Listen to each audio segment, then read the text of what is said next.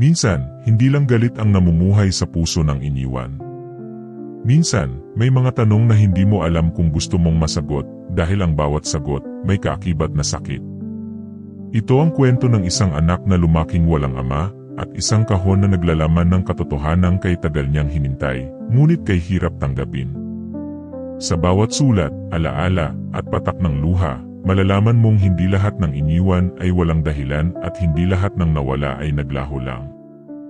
Ang araw ay tila ordinaryo para kay Rina. 18 taong gulang, payak ang pamumuhay, at may matigas na paninindigan, ayaw niyang pag-usapan ang kanyang ama. Wala siyang alaala rito, at ang tanging kwento na meron siya ay ang bawat luha ng kanyang ina tuwing sasapit ang gabi. Wala siyang plano na gunitain ang kanyang kaarawan. Ngunit sa kanyang pagbabalik mula sa trabaho sa karinderya, may matandang lalaking naghihintay sa labas ng gate. Mahina na ang tuhod, puti na ang buhok, ngunit matalim pa rin ang tingin. "Reyna," tanong nito. "Opo, bakit po?" tugon niya, may kaba. Inabot ng matanda ang isang lumang kahon. May kalawang na ang padlock. "Ito ang bilin ng ama mo. Ibinili niya ito sa akin noong ikaw ay 2 taon pa lamang. Sabi niya, ibigay ko ito sa iyo sa 18 kaarawan mo." Hindi niya alam kung tatanggapin yon. Ngunit may kung anong puwersa sa kanyang dibdib ang nagsabing, tanggapin mo. Hindi dahil sa ama mo ito, kundi dahil bahagi ito ng iyong pagkatao. Pumasok siya sa kwarto, sinarado ang pinto, at matagal na pinagmasdan ang kahon. May nakaukit na inisyal, Lil, ang parehong inisyal ng kanyang ama, si Lorenzo Ramirez. Isa-isang alaala ang sumagi sa isip ni Reyna, ang mga tanong na hindi sinagot ng ina, ang pagkailang tuwing maririnig ang salitang, tatay. Maya-maya, hindi na siya nakatiis. Binasag niya ang padlock gamit ang martilyo. Tumalsik ang lock. Dahan-dahang bumukas ang kahon. Sa loob nito, isang stack ng mga sulat na may petsang taon-taon mula 2008 hanggang 2024. Isang lumang tiket sa sinehan. Isang baby bracelet. Isang punit na litrato. At isang maliit na pouch ng mga tuyong bulaklak. Binuksan niya ang unang sulat. Ang petsa, July 4, 2008. Anak, kung mababasa mo ito, ibig sabihin ay handa ka nang marinig ang totoo. Hindi kita iniwan dahil gusto ko. Iniwan kita dahil kailangan. Gumulong ang luha ni Reyna. Hindi niya alam kung dahil sa galit o sa biglang bugso ng tanong. Bakit ngayon? Bakit hindi noon? Bakit kailangan pa niyang tumanda para marinig ang mga salitang ito? Maya-maya, binasa niya ang ikalawang sulat. Mas mahaba. Mas detalyado. Isinalaysay ng kanyang ama kung paano siya na-involve sa isang organisasyong kontra sa isang makapangyarihang tao. Isang gabing tinangkang sunugin ang kanilang bahay habang buntis pa ang ina ni Reyna. At kung paanong tumakas si Lorenzo para iligaw ang atensyon. Walang masyadong paliwanag, ngunit malinaw, ang pagkawala ng kanyang ama ay hindi pagtalikod, kundi pagharap sa panganib. Sa bawat sulat, unti-unting natatanggal ang galit sa dibdib ni Reyna, ngunit may kapalit ito, mas maraming tanong. Sino ang kalaban? Totoo ba ang lahat ng ito? Bakit hindi man lang siya kinausap ng ina tungkol dito? Sa dulo ng kahon may isang maliit na K. Nakadikit sa isang papel, kapag tapos mo nang basahin lahat, gamitin mo ito sa kahon sa ilalim ng kama. Napabalikwa si Reyna. Matagal nang may lumang kahon sa ilalim ng kama ng kanyang ina. Hindi niya ito pinakikialaman. Ngunit ngayon may dahilan para buksan ito. Hinilan niya ito. Parehong disenyo ng kahon. Parehong ukit, ngunit mas mabigat ito. At mas makapal ang kandado. Ilang minuto siyang nakatitig dito. Pilit niyang kinakalma ang kanyang puso. Sa susunod na sandali, isususi na niya ang susi. Ngunit bago niya magawa, may biglang kumatok sa pinto.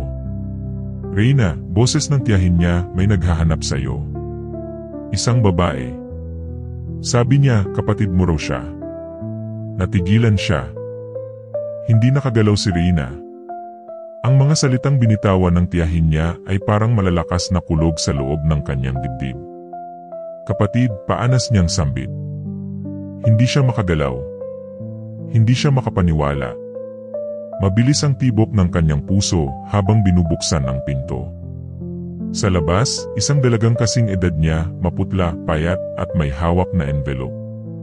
Tahimik itong nakatingin sa kanya, ngunit may pamilyar sa mga mata nito, parang salamin ng kanyang sariling damdamin. "Reyna," tanong ng babae. "Opo, ikaw." "Ako si Marla. Anak rin ako ni Lorenzo." Walang boses na lumabas kay Reyna. Ngunit sa kaloob-looban niya may bahid ng pagtanggap. Ang damdaming hindi mo agad makikilala, ngunit nararamdaman mong matagal nang nawawala sa puso mo. Pinapasok niya si Marla. Umupo ito sa sofa at tahimik na iniabot ang hawak na envelope. "Bago mamatay si Papa, ibinigay niya ito sa akin. Sabi niya, hanapin kita. At hanapin ang isang bagay na itinago niya sa ilalim ng kama ng dati nating bahay." Nagkatinginan sila. Alam nilang pareho nilang alam ang parehong kahon. Hindi sila nag-aksaya ng oras. Bumalik si Reyna sa kwarto, kinuha ang susi, at sabay nilang binuksan ang kahon sa ilalim ng kama. Sa loob nito, isang itim na notebook, isang lumang cassette tape, at isang litrato ng lalaking may itim na suot at tila may pilat sa kaliwang mata. Nakasulat sa notebook, "Para sa araw ng paglalantad." Habang binubuklat nila ang laman ng notebook, unti-unting lumilitaw ang mga pangalan, mga lugar, mga petsa, mga bagay na tila mula sa investigasyon o pagsubaybay. May ilang pahina na tinakpan ng masking tape. Ngunit ang mga hindi natakpan ay malinaw, may grupo silang sinusundan. May mga koneksyon sa negosyo, politika, at krimen. Habang si Reyna ay nanahimik, si Marla naman ay tila may alam na mas malalim. Sinundan siya, Reyna. Tiniktikan siya. Sinira ang buhay niya hindi dahil sa pagkakamali, kundi dahil sa tama ang paninindigan niya. At ngayon, tayong dalawa ang naiwan para ituloy kung anuman ang pinrotektahan niya.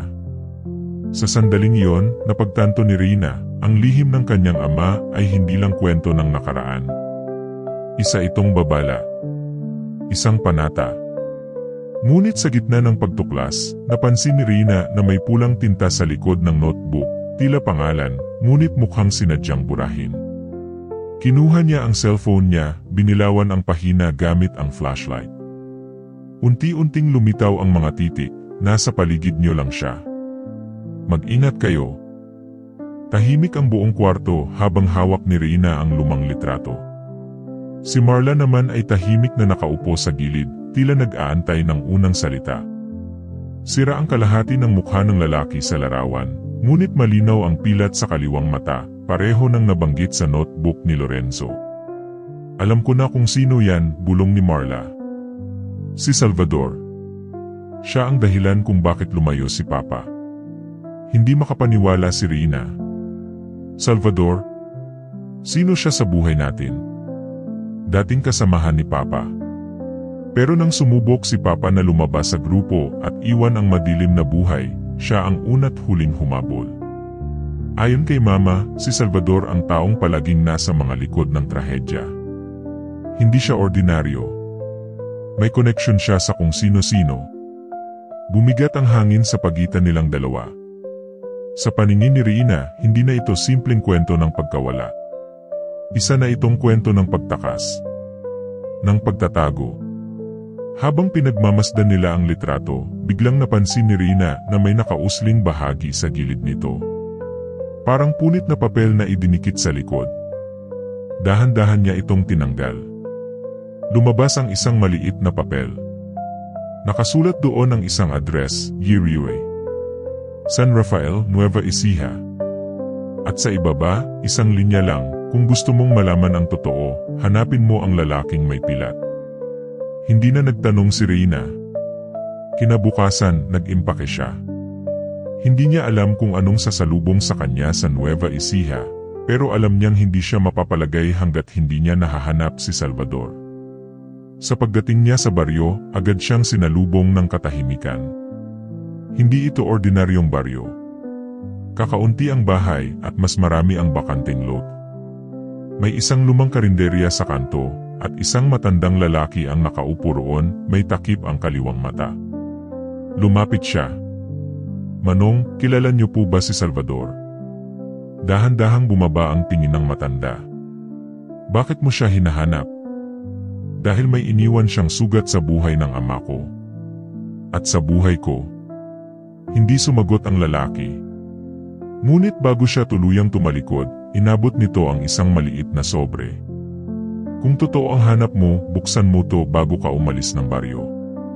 Nagpasalamat siya at umalis papuntang munisipyo upang tanungin kung may tala si Salvador sa barangay. Ngunit laking gulat niya nang sabihin ng clerk, Salvador. Matagal na siyang patay. Noong 2000 pa. Nasunog ang bahay nila sa bundok. Natigilan si Rina. Paano naging posible na may nakakita sa kanyang Salvador kung patay na ito? Oh, may iba pa bang Salvador? Peke ang pangalan? Mas malalim pa ang kasaysayan. Sa resort na tinutuluyan niya, binuksan ni Rina ang sobre. May sulat na isinulat sa parehong sulat kamay ng mga naunang liham ng kanyang ama. Ngunit ang nilalaman nito ay mula kay Salvador. Kung natanggap mo ito, malamang ay handa ka nang marinig ang panig ng taong kinamuhian mo. Ako si Salvador. At hindi ako ang tunay na kalaban. Tumigil ang kanyang paghinga. Sa likod ng sulat, may panibagong larawan, si Lorenzo, ang kanyang ama, at si Salvador magkasama. Nakangiti. May mga bagay na hindi mo dapat paniwalaan agad. Kahit galing pa sa ama mo. Ang araw ay maulap nang dumating si Rina sa paanan ng bundok sa Nueva Ecija. Kasama niya si Marla, ngunit kapwa sila walang imik sa biyahe. Ang pangalan ni Salvador ay bumabalik sa isipan ni Rina sa bawat liko ng kalsada. Kung patay na siya, bakit may nakakita pa rin sa kanya? Tanong niya sa sarili. Makalipas ang 2 oras na lakad mula sa baryo, narating nila ang abandonadong bahay. Napapaligiran ng mataas na damo, may mga basag na bintana, at lumang kahoy na amoy amag. Isa ito sa mga bahay na minsan nang pinagpahinahan ng katahimikan, pero ngayoy puno ng tanong at aninong tila nanonood. "Sigurado ka ba dito tayo?" tanong ni Marla. "Wala nang ibang bahay sa lugar na to. At ang address sa likod ng litrato ito talaga," sagot ni Rina. Pumasok sila sa loob. May mga bakas ng sunog sa mga pader, at isang sira-sirang altar ang nasa sulok. Walang imahen, ngunit may isang litrato ng isang batang babae na pinunit ang kalahati. Dahil maalikabok at madilim, sinindihan ni Rina ang flashlight. Doon nila napansin ang trapdoor sa ilalim ng lamesa. May kalawang na ang hawakan, ngunit nabuksan pa rin nila. Sa ilalim nito ay may makitid na hagdang pababa. Amoy na amoy ang halumigmig. Bumaba sila. Sa ibaba, may maliit na silid, parang basement. Dito nila natagpuan ang ilang bag ng lumang dokumento, ihatik, at isang sulok na may mahabang mesa. Sa gitna ng mesa ay may isang journal. Nakasulat sa takip, pagbubunyag. Binuksan ito ni Rina. Doon niya nakita ang larawan ng ama niya, kasama si Salvador, ngunit hindi sila masaya sa larawan. Tila may tensyon. May mga anotasyon sa gilid, nagsimula sa pagtutulungan. Natapos sa pagtataksil. Bawat pahina ay may tala ng mga transaksyong tila iligal, pamimiki ng dokumento, pagkawala ng mga saksi, pagbenta ng impormasyon.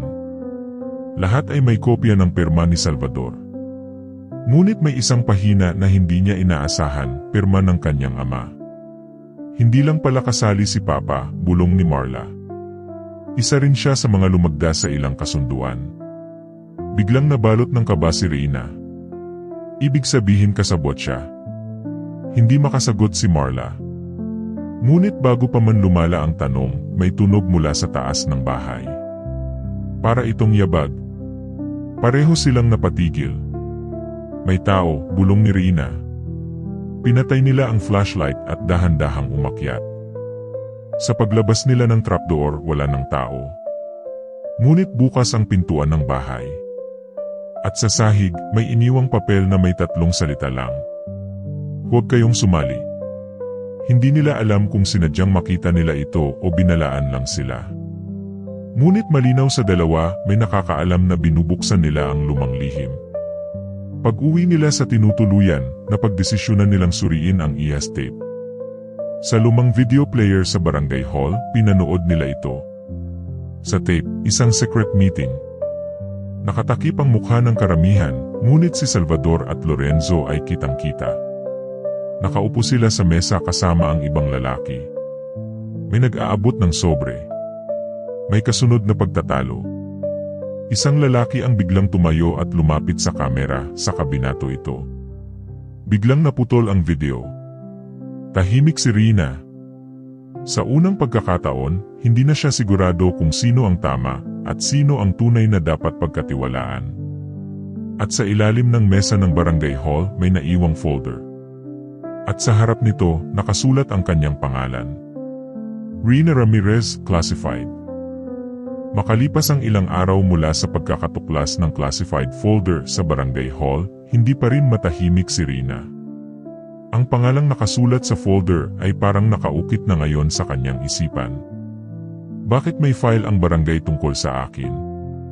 Kasama si Marla, muling pinuntahan ni Rina ang hall kinabukasan. Ngunit laking gulat nila nang sabihing walang record ng folder na iyon. Wala kaming ganung dokumento, sagot ng opisyal. At walang kahit anong IAS player dito sa loob. Nagkatinginan ang magkapit. Ibig sabihin, may gumamit ng lugar para sa isang lihim na layunin at hindi bahagi ng opisyal na tala. Lalong lumalim ang kanilang takot, ngunit kasabay nito ang udyok ng katotohanan. Dinala ni Marla ang folder pabalik sa tinutuluyan nila. Sa loob nito ay mga litrato ni Rina mula pagkabata hanggang sa kasalukuyan. May mga picture na halatang kuha mula sa malayo. May larawan pa siya habang natutulog, isa habang naglalakad pa uwi, at isa habang nasa karinderya. Napakapit siya sa dingding. Ibig sabihin sinusundan ako. May isang maliit na papel na muling natagpuan. Isa lang ang nakasulat, ang kwarto sa itaas ay may bintana. Doon nagtatago ang huling tala. Napaisip si Rina.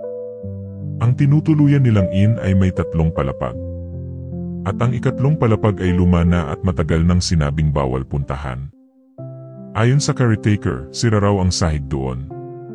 Ngunit kinagabihan, hindi na niya napigilan ang sarili. Dala ang flashlight, umakyat siya habang tulog ang lahat. Sumisikip ang dibdib niya sa kaba, ngunit mas matimbang ang tawag ng misteryo. Pagdating sa itaas, madilim ang hallway. May basag na mga salamin, lumang retrato sa dingding, at isang sirang bentilador sa sahig.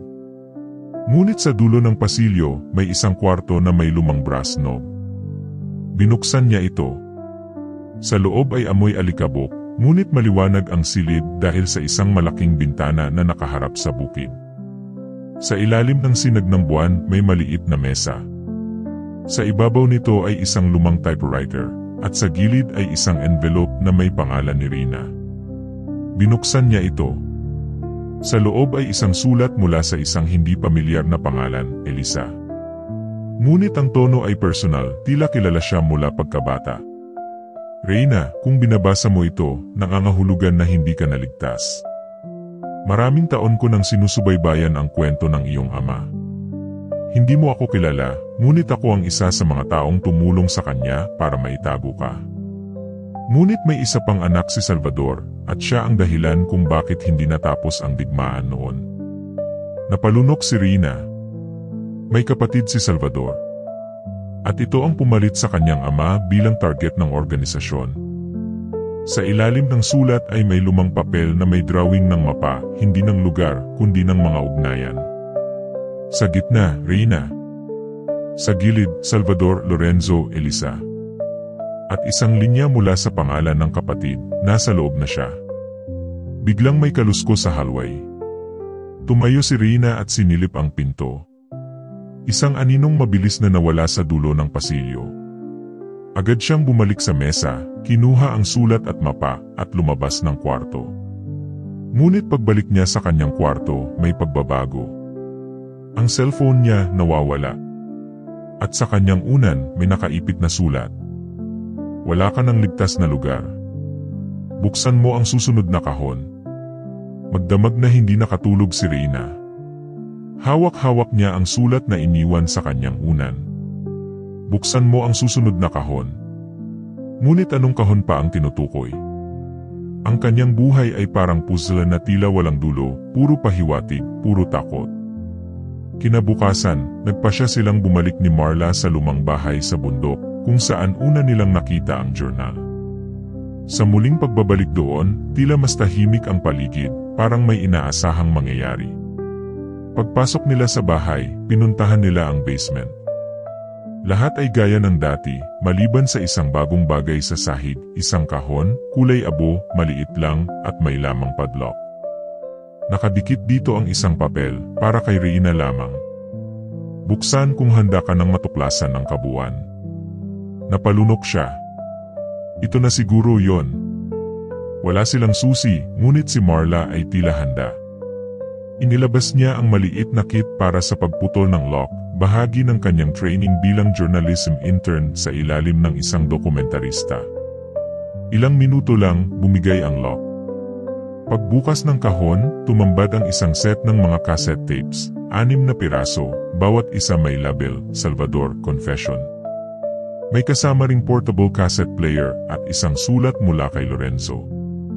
Anak, kung naririnig mo na ito, marahil ay handa ka na ring pakinggan ang panig ng lalaking minsay itinuring kong kapatid at kalaunan kaaway. Kinabahan si Reyna. Pinindot niya ang play button. Sa tape, narinig niya ang boses ni Salvador, malalim, mabagal, may bigat sa bawat salita. Lorenzo, kung makakarating man to sa anak mo, sabihin mong hindi ko na pinagsisihan ang mga desisyon ko.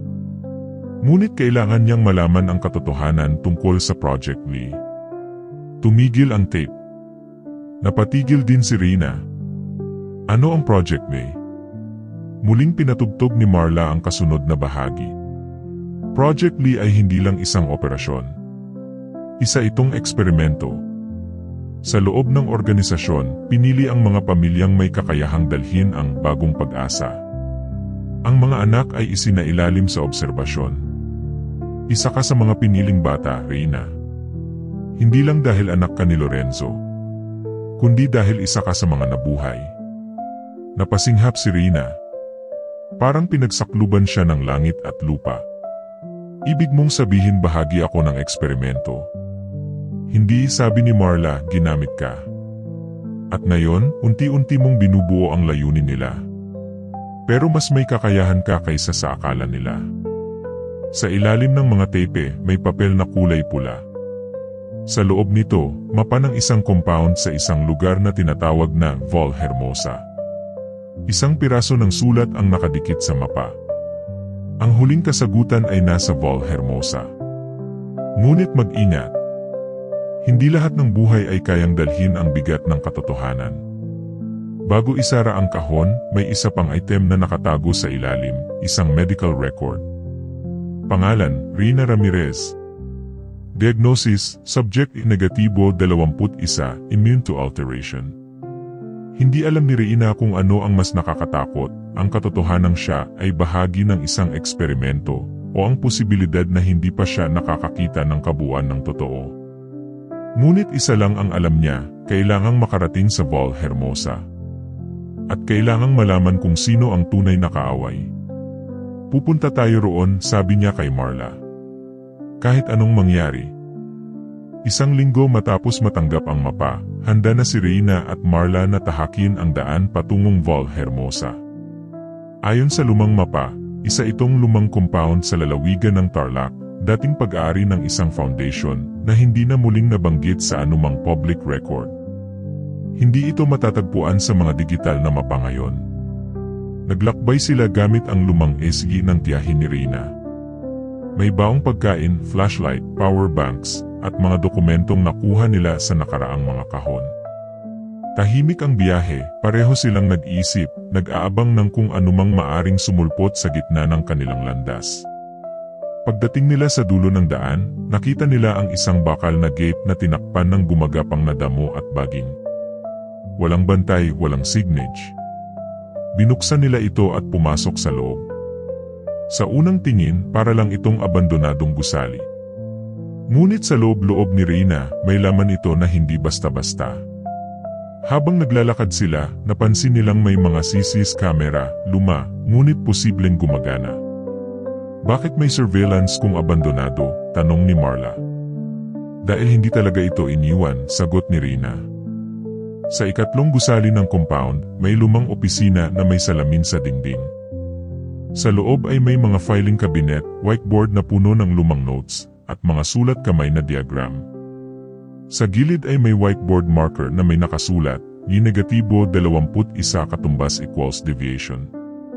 Napakunot no si Reyna. Ako yon. Subject Y-21.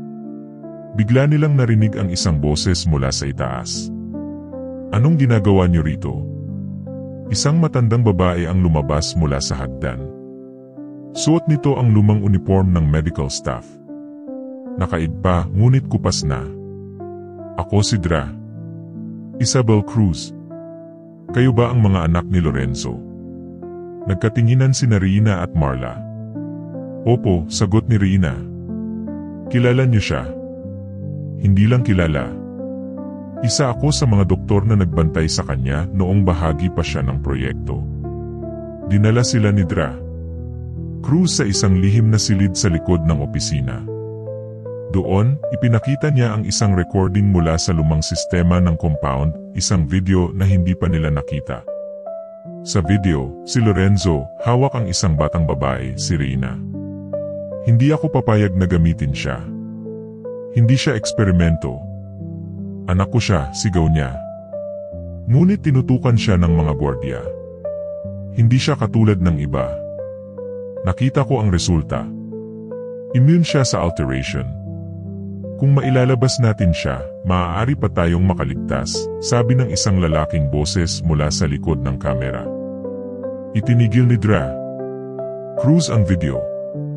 Reyna, ang immune na sinasabi nila ay hindi lang pisikal. Emosyonal ka ring matatag. At ang dami mong ininda na hindi mo man lang napansin. Yan ang dahilan kung bakit importante ka. Pero bakit ako? Tanong ni Reyna. Bakit ako? At bakit hindi sinabi ng papa ko ang lahat? Tinatago ka niya hindi lang para sa kaligtasan mo, sagot ni Dra. Cruz, kundi para sa buong sistemang gustong mong buwagin ngayon. Hindi ka basta bata. Isa kang susi. Para saan? Para buksan ang huling silid ng Val Hermosa. Dinala sila sa likod ng compound kung saan may isang lumang elevator na may fingerprint scanner. Ikaw lang ang makakapagbukas nito. Subukan mo. Hindi makapaniwala si Reyna. Ipinatong niya ang daliri sa scanner. Ilang segundo lang, click. Bumukas ang pinto. Sa loob, isang lumang laboratorio, may mga case file, vial ng dugo, at litrato ng mga batang hindi nila kilala. Isa sa mga larawan ay may label, Subject Y-22. Sa ilalim ng litrato, nakasulat ang pangalan, Miguel Salvador. Siya ang kapatid mo, sabi ni Dra. Cruz. At malamang siya ang susunod na haharap sa iyo. Nanatiling tahimik si Reyna habang nakatitig sa litrato ni Miguel Salvador, ang lalaking sinasabing kanyang kapatid. Halos kasing edad niya ito, may malamlam na tingin, at may marka sa kaliwang bahagi ng liig, isang maliit na crescent na tila likha ng kapanganakan, hindi ng sugat. Bakit ngayon lang to sinabi sa akin? Tanong niya kay Dra. Cruz. Dahil itinago siya sa project ni para sa ibang layunin. Si Miguel siya ang kabaligtaran mo. Habang ikaw ay immune sa alteration, siya naman ang ganap na sumailalim. Tinanggap niya ang lahat ng eksperimento. At lumaki siyang may paniniwala na ikaw ang dahilan ng pagkawasak ng proyekto. Napalunok si Reyna. Ibig sabihin galit siya sa akin. Hindi lang galit. Pinalaki siyang may misyon. Sa ilalim ng laboratorio, natagpuan pa nila ang mga journal ni Lorenzo na hindi kailanman nakarating kay Reyna. Dito ay inilahad ng ama ang pangambang hindi niya kayang iligtas ang dalawang anak. Sa isang pahina, kung kailangang mamili, si Reyna ang ilalayo ko. Si Miguel ay mahigpit ng hawak ng sistema. Isa sa kanila ang magiging susi, isa sa pagsira, isa sa pagtayo muli. Biglang umalinggaw ang tunog ng lumang sirena mula sa itaas. May pumasok sa compound. Agad silang bumalik sa itaas, at sa screen ng surveillance, nakita nilang may isang lalaki, matangkad, nakaitim, walang maskara, ang papasok sa pangunahing pinto. Si Dra. Cruz ang unang nagsalita. Siya na yon. Si Miguel. Nang makita ni Reina ang mukha nito sa kamera, napahinto siya. Hindi galit, kundi lungkot ang una niyang naramdaman.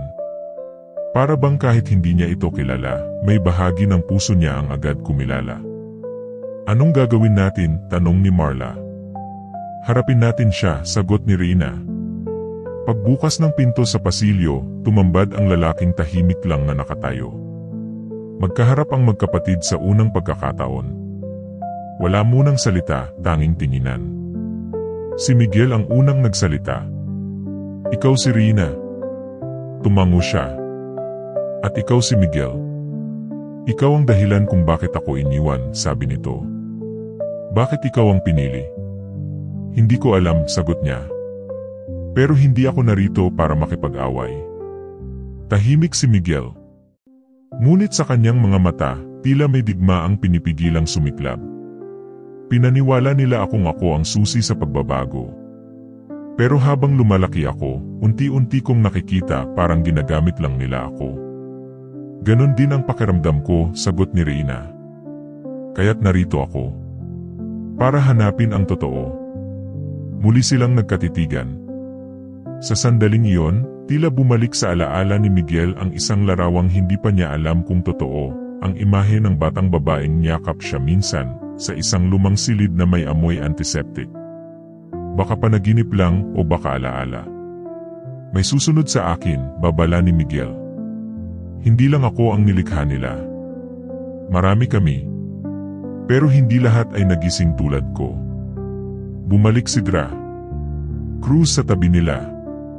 Kung magsasama kayo, may tsansa tayong matigil ang nalalabing operasyon ng Project Lee. Pero kung pag-aawayin kayo, mas matindi pa ang susunod na digmaan. Hinawakan ni Reina ang sulat ni Lorenzo, ibinigay ito kay Miguel. Basahin mo. Galing sa kanya. Gusto kong malaman mo kung bakit niya ginawa ang lahat. Tinanggap ito ni Miguel, at sa unang pagkakataon, tila nabasag ang pader ng galit sa kanyang mata. Hindi pa tapos ang lahat, ngunit ang unang pinto patungo sa pagkakaisa ay nabuksan. Sa labas ng compound, may van na naghihintay. At sa loob, isang babaeng may suot na dark glasses, hawak ang walkie-talkie. Confirmed. Nagkita na sila. I activate ang phase 3. Mula sa loob ng van, isang malamig na tinig ang muling nagsalita sa radio.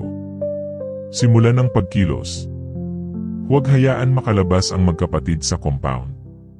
Sa loob ng Val Hermosa, hindi alam ni Reina at Miguel na sila'y unti-unti nang napapaligiran. Sa mga mata ng mga droneng nakapaligid sa paligid, sila ang target, hindi para saktan, kundi para subaybayan o paghandaan. Anong ibig sabihin ng phase 3? Tanong ni Reina kay Dra. Cruz habang binabasa ni Miguel ang sulat ni Lorenzo. Yan ang huling bahagi ng proyekto. Kapag nagtagpo na ang mga susis, ikaw at si Miguel, magsisimula ang panibagong yugto. Pero ang hindi nila inaasahan ay kung magkaisa kayo. Tumayo si Miguel. Tahimik, ngunit halatang may pinagbago. Binasa ko ang lahat. At iniwan tayo ng ama. Pero hindi dahil sa kahinaan. Kundi dahil sa pagmamahal. Napaluhang bahagya si Reina. Wala tayong oras. Kung totoo ngang may phase 3, kailangan nating malaman kung anong plano nila. Habang nagsasalita sila, may sumabog na ilaw mula sa likod ng compound. Isang bahagi ng laboratorio ang sinadyang pasabugin. Isang diversion. May pumasok na, sigaw ni Marla mula sa hallway. Agad silang kumilos. Dinala ni Dra. Cruz ang grupo sa emergency tunnel, 100 patagong ginawa ng mga unang arkitekto ng Val Hermosa para sa ganitong klaseng sitwasyon. Sa loob ng makipot na tunel, habang iniilawan lang ng isang flashlight, muling nagsalita si Miguel. Bakit ako? Bakit tayo? Marami silang subject, pero tayo lang ang pinakikinggan ng sistema. Dahil tayo ang natitirang may malayang isip, sagot ni Rina. Lumabas sila sa isang bukiring abandonado, malayo sa compound. Sa tulong ng hiyas ng cellphone ni Marla, nakita nilang may lumang farmhouse na posibleng pansamantalang taguan. Doon, sinimulan nilang pagdugtong-dugtungin ang mga dokumento. Sa mga sulat ni Lorenzo, journal ni Salvador, at research notes ni Dra. Cruz, lumabas ang isang pattern. Project B ay hindi lang eksperimento. Isa itong panukala para sa bagong panahon kung saan ang mga taong may katangiang emosyonal at mental na matatag ay gagamitin upang pamunuan ang susunod na henerasyon. Ang catch? Ang mga susi ay kailangang sumunod o mapalitan. Kung hindi tayo susunod, papalitan nila tayo, sabi ni Rina. Gaya ng ginagawa ng mga sistema noon pa man, sagot ni Miguel. Isang misteryosong pahayag sa isa sa mga note ni Lorenzo ang kumuha ng atensyon nila. Sa ilalim ng San Paloma, naroon ang root file. Naka-encrypt. Nandoon ang orihinal na plano. San Paloma, tanong ni Marla. Isang underground facility. Matagal nang isinara. Pero kung may natitirang ebidensya, naroon lahat. Bago sila makapagdesisyon, may kumatok sa pinto ng farmhouse. Isang matandang lalaki, may hawak na lumang kamera. Ikaw ba si Rina? Opo. Iniwan sa akin ito ng iyong ama, maraming taon na ang nakalipas. Sinabi niyang ibigay ko lang sa iyo kung muli mong makikita ang iyong kapatid. Iniabot niya ang kamera. Sa loob ng battery compartment nito, may isang maliit na VSC. Pagbukas ng file, isang video. Si Lorenzo may luhang tumutulo. Rina. Miguel, kung napanood niyo to, ibig sabihin na buhay kayo. At ibig sabihin, tapos na ako. Ang nasa VSC na ito ang buong kasaysayan ng Project Lee, kayo ang magpapasya kung ibubunyag ito. Pero isang bagay lang ang hiling ko, patawarin niyo ako. Natigilan ang lahat. Ngunit isang ingay sa labas ng farmhouse ang muling gumising sa kanila. May mga sasakyang papalapit. Nakita na nila tayo, bulong ni Miguel. Hinawakan ni Rina ang VSC. Hindi na tayo tatakbo. Panahon na para sila naman ang habulin ng katotohanan.